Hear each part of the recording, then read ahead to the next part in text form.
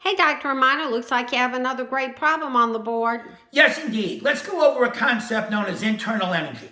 Let's have a quick look. Alrighty. Internal energy has the symbol delta U. This is a state function that depends on the initial and final states only. The best definition I can give you is it includes all the energy contained in a thermodynamic system with two major components, potential energy and kinetic energy. Potential energy we know is the energy of position, and kinetic energy is the energy of motion. Kinetic energy includes rotational energy, which you think spinning, translational energy, movement from one place to another, straight lines, and vibrational energy, which you remember from IR spectroscopy, bending and stretching of a molecule.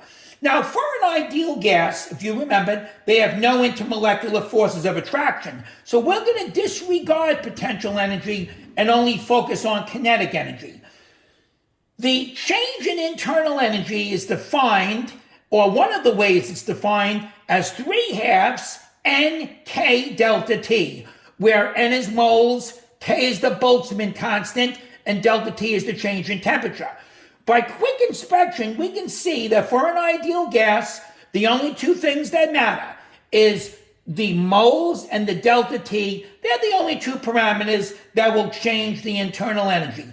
Notice it's not dependent on pressure, volume, or things like intermolecular forces. So hopefully this gives you a qualitative look at internal energy. And when you go to the Destroyer book, you'll see a few questions where I'll use some numbers and show you some quantitative examples.